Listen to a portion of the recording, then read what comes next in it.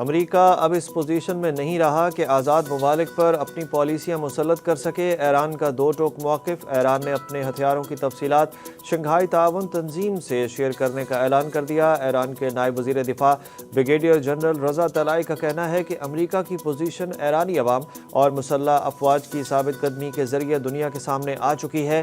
ایرانی وزیر خارجہ عباس اراغچی کا کہنا تھا کہ امریکہ سپر پاور ہونے کے باوجود جنگ میں ایک بھی ہدف حاصل نہ کر سکا۔ امریکی صدر اب مذاکرات کی بات کر رہے ہیں جس پر ہم غور کر رہے ہیں۔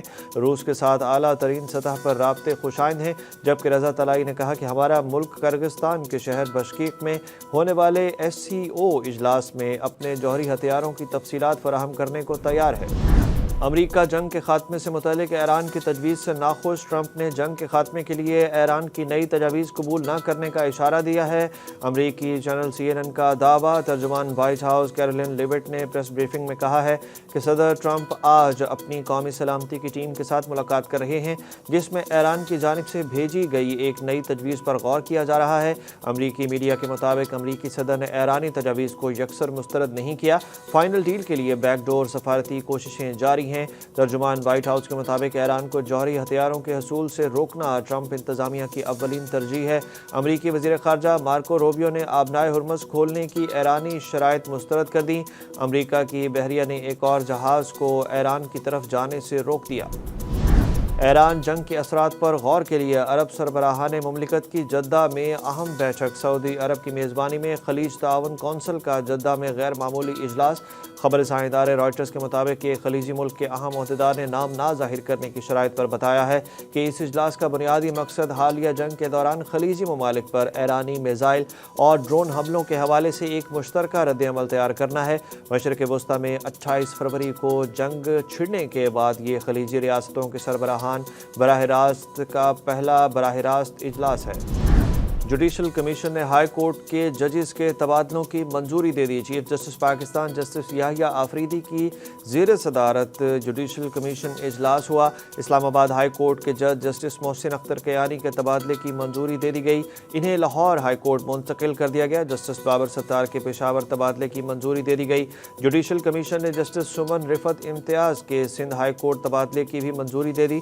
ذرائع کے مطابق اسلام آباد ہائی کورٹ کے چیف جسٹس سرفراز ڈوگر نے جسٹس ارباب طاہر اور جسٹس خادم سمرو کے تبادلے کی سفارش واپس لے لی ہے۔ اجلاس میں شرکت کے لیے ممبر جوڈیشل کمیشن بیرسٹر گوہر علی خان اور علی ظفر بھی سپریم کورٹ پہنچے۔ دونوں نے تبادلوں کی مخالفت کی۔ ملک میں بجلی کے بعد گیس کا بحران شدید ہو گیا۔ سپلائی کم ترین سطح پر آ گئی۔ گیس پریشر نہ ہونے پر شہری پریشان۔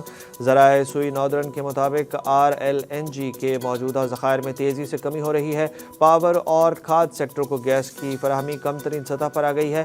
گھریلو صارفین بھی سپلائی میں کمی کر دی گئی ہے۔ گیس کی سپلائی صرف 7 ملین کیوبک فٹ پر آ گئی، جو ایران امریکہ جنگ سے پہلے روزانہ 1200 ملین کیوبک فٹ تھی۔ شارٹ فال 600 ملین کیوبک فٹ سے تجاوز کر گیا ہے۔ دوسری جانب ترجمان پاور ڈویژن نے کہا ہے کہ LNG کی عدم دستیابی سے 5000 میگا واٹ کے پاور پلانٹس سے بجلی پیدا نہیں ہو رہی۔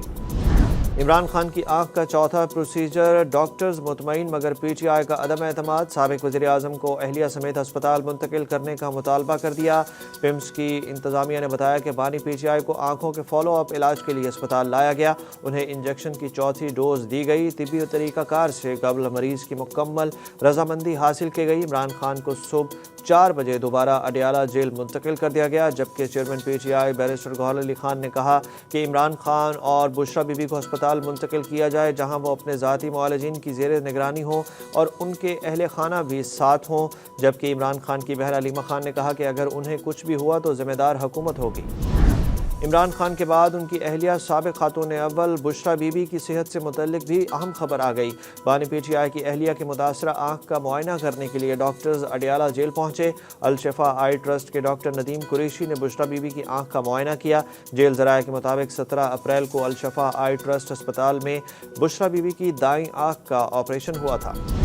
یہ عمران خان کے ساتھ جو کر رہے ہیں یہ بھول جائیں کہ بچ کر نکل جائیں گے۔ علیمہ خان کی میڈیا سے گفتگو، کہا اگر یہ قصوروار نہیں ہے تو ہمیں ٹیسٹ کروانے دیں، اگر عمران خان کو کچھ ہوا تو ذمہ دار یہ خود ہوں گے، کیونکہ ہمیں تو میڈیا سے پتہ چلا ہے کہ عمران خان کو ہسپتال لے کر گئے ہیں، ہمیں کیا پتہ یہ کیا کر رہے ہیں۔ عمران خان صحت مند انسان ہیں، ان کی آنکھ میں کلاٹنگ کیوں ہوئی اس کے ٹیسٹ کروانے چاہیے اور رپورٹ ہمیں دی جائے، یہ ہمارے لیے سب سے اہم ہے۔ علیمہ خان کہتی ہیں کہ عمران خان کی آنکھ کی بینائی 85% جا چکی ہے، اس لیے ہم 2.5 ماہ سے ایک ہی مطالبہ کر رہے ہیں کہ عمران خان کا شفا انٹرنیشنل ہسپتال سے چیک اپ کروا دیں، کیونکہ عمران خان نے سلمان صفدر کو جیل ملاقات میں کہا کہ میرے پہلے ٹیکے کے بعد آنکھ کی بینائی کچھ بہتر ہوئی تھی، اس کے بعد کوئی بہتری نہیں آئی۔ سلمان صفدر، مجھے تم بیٹھے نظر نہیں آ رہے۔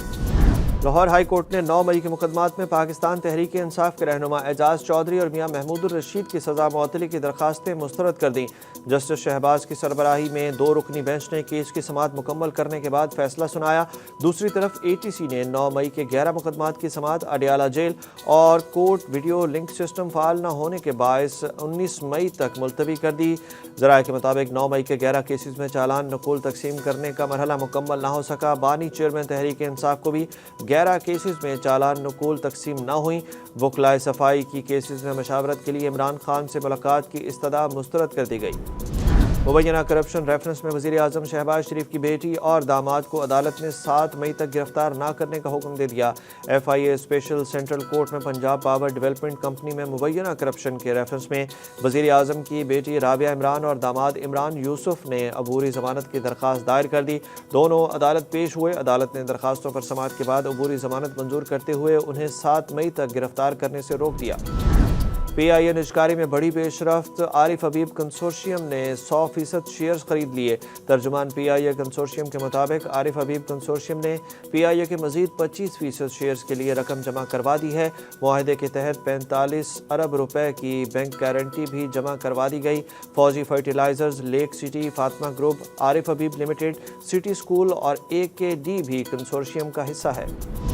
کابینہ ڈویژن نے سینٹ کو وزیر اعظم کے مشیروں اور معاونین خصوصی کے اثاثوں کی تفصیلات فراہم کرنے سے انکار کر دیا۔ سینیٹر ہدایت اللہ کے پوچھے گئے سوال کے جواب میں صرف مشیروں اور معاونین خصوصی کی تعداد اور نام فراہم کر دیے گئے، مگر کوئی تفصیل فراہم نہیں کی گئی۔ کابینہ ڈویژن کے جواب میں صرف مشیروں اور معاونین خصوصی کی تعداد اور نام درج ہے۔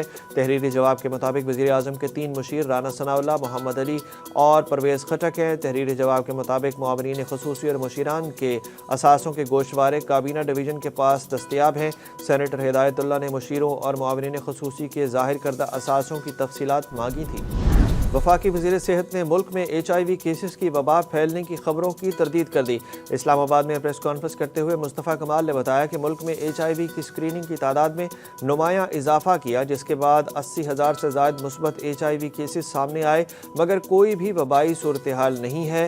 اسلام آباد، توسا اور کراچی کے بچوں میں HIV کا مرض سرنج کے دوبارہ استعمال کی وجہ سے ہوا تھا۔ وزیر صحت نے کہا کہ HIV لا علاج مرض نہیں ہے، یہ قابل علاج مرض ہے۔ مریض دوا لے رہا ہو تو HIV مرض مزید نہیں پھیلتا۔ بھارتی صارف کے PSL کی جگہ IPL کے مشورے پر آسٹریلیا کے سابق جارے مزاج بلے باز ڈیوڈ وارنر نے بھارتی صارف کو چپ کرا دیا۔ PSL 11 کے پلے آف مرحلے سے باہر ہونے کے بعد کراچی کنگز کے کپتان ڈیوڈ وارنر نے ایونٹ کی یادگار تصاویر انسٹاگرام پر شیئر کی۔ کمنٹ سیکشن میں ایک بھارتی صارف نے وارنر کو PSL چھوڑ کر IPL کھیلنے کا مشورہ دیا، جس پر انہوں نے بھارتی صارف کو کھری کھری سنا دی۔ ڈیوڈ وارنر نے کہا کہ اب اس کی کوئی ضرورت نہیں ہے۔